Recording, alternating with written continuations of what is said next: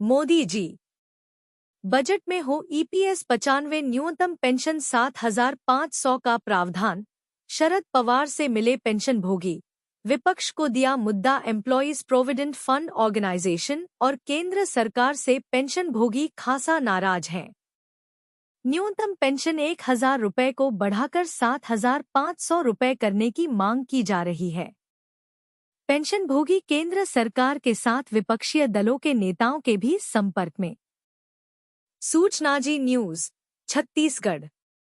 EPS 95 न्यूनतम pension, EPS 95 minimum pension की आवाज थमने वाली नहीं है।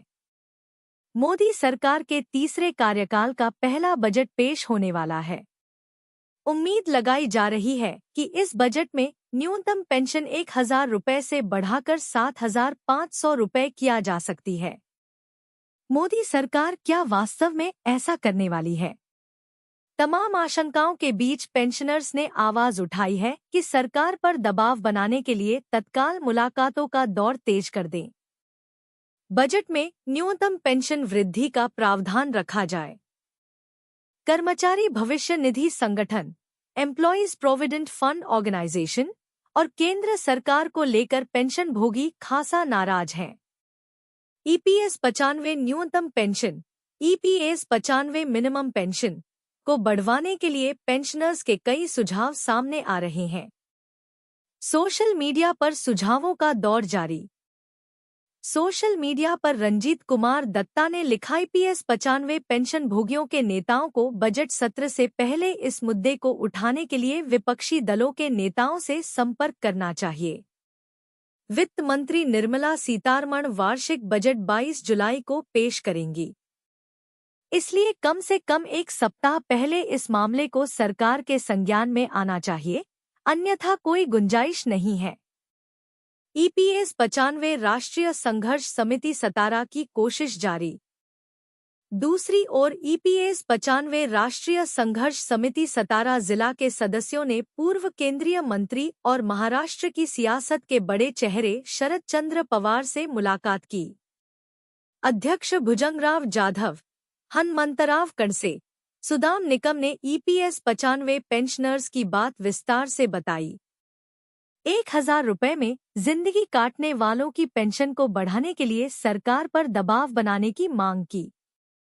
ईपीएस 95 हायर पेंशन पर सुप्रीम कोर्ट से बड़ी खबर, 15 को सुनवाई। पढ़िए डिटेल। पेंशनर्स का कहना है कि सुप्रीम कोर्ट के रुख से हमें EPS 95 higher pension, EPS 95 higher pension में बेहतर की आशा करनी चाहिए। साल 2014 के बाद वालों की हायर पेंशन चालू की जा चुकी है। पीएफ ट्रस्ट की वजह से पीएसयू में विवाद बरकरार है, जहां पेंशन चालू नहीं हो सकी है। सूचना Zee News Chhattisgarh. EPS 95 higher pension, कर्मचारी भविष्य निधि संगठन, एम्प्लॉयज प्रोविडेंट फंड ऑर्गेनाइजेशन पर दबाव लगातार बनाया जा रहा है। 1 सितंबर 2014 से पहले वालों को भी उच्च पेंशन के दायरे में लाने की लड़ाई जारी है। अब खबर आ रही है कि सुप्रीम कोर्ट से बड़ी खबर आ रही है। पेंशन भोगी तपन कुमार दास ने प्रवीण कोहली का पोस्ट शेयर किया, जो तेजी से वायरल हो रहा है।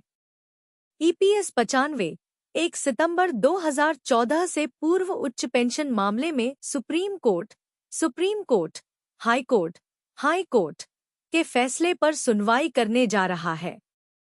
मद्रास उच्च न्यायालय, मद्रास हाई कोर्ट द्वारा विभिन्न डब्ल्यूए में 7 फरवरी 2024 को सुनाए गए फैसले के खिलाफ TN cement corp, TN civil supplies corp और एसपीआईसी से उच्च पेंशन 1 सितंबर 2014 से पूर्व सेवानिवृत्त को आज 2J बेंच, कोर्ट नंबर 11 द्वारा लिया गया और मामलों को सोमवार 15 जुलाई 2024 को सुनवाई के लिए स्थगित कर दिया।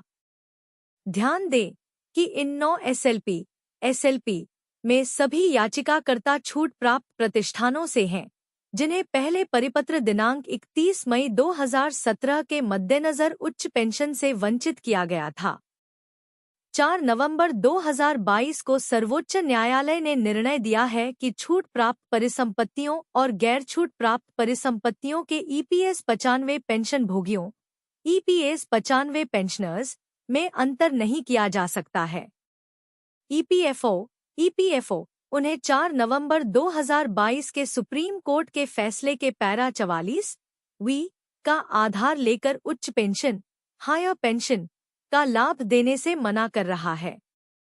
इसमें कोई संदेह नहीं है कि इन एसएलपी में याचिकाकर्ता उच्च पेंशन नहीं ले रहे हैं, उन लोगों की तुलना में थोड़ा अलग हैं, जो 23 मार्च 2017 के परिपत्र के अनुसार उच्च पेंशन ले रहे थे।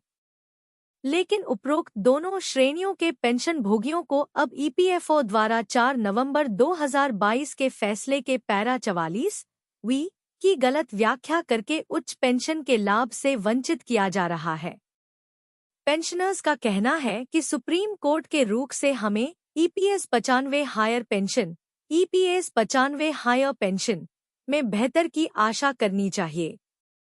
ईपीएस सदस्यों को हायर पेंशन देना मुश्किल। पेंशन भोगी ने खुद खोला राज सरकार बिना किसी सीमा के एनपीएस में वेतन का 10% योगदान दे रही थी, जिसे हाल के वर्षों में बढ़ाकर 14% कर दिया गया है। सूचना जी न्यूज छत्तीसगढ़।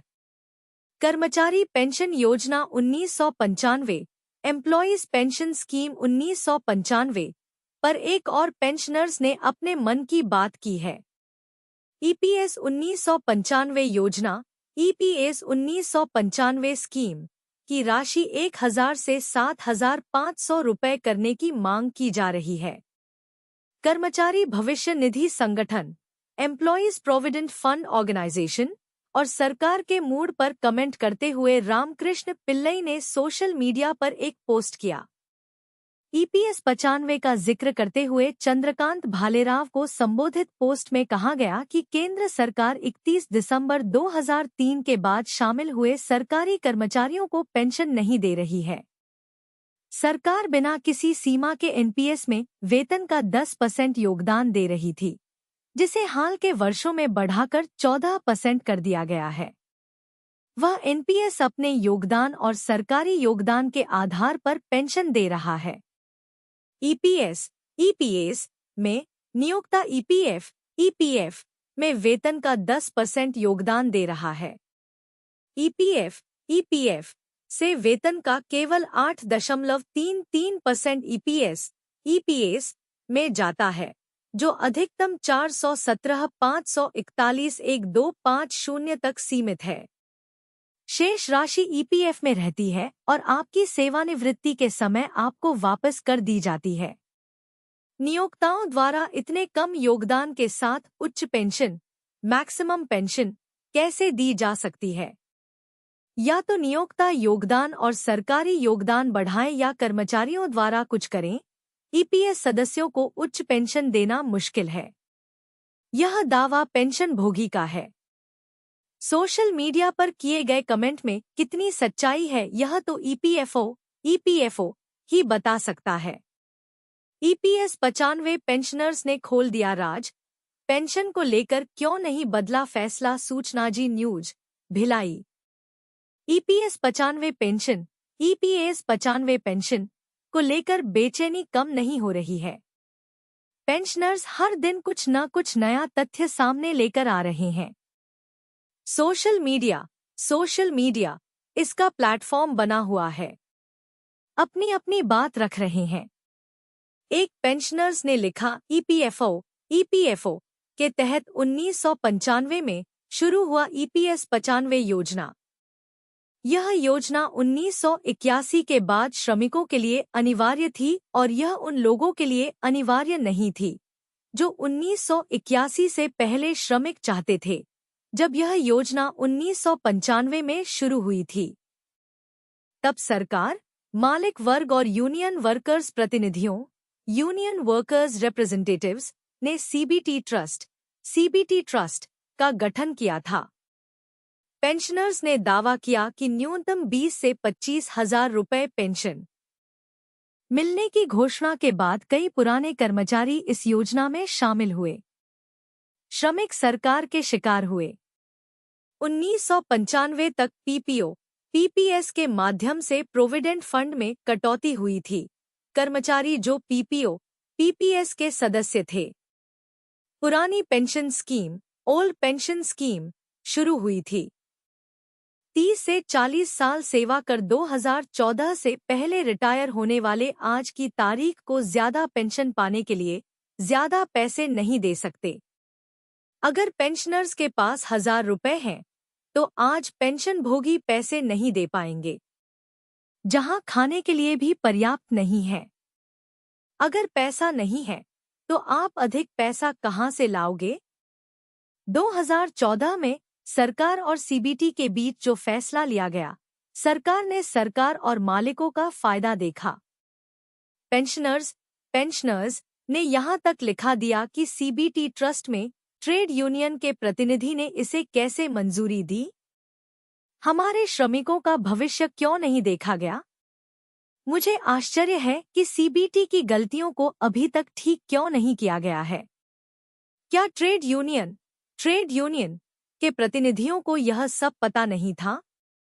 भले ही उन्हें पता था कि मजदूरों को नुकसान होगा, लेकिन उन्होंने इस फैसले पर अपनी आंखें बंद कर ली हैं।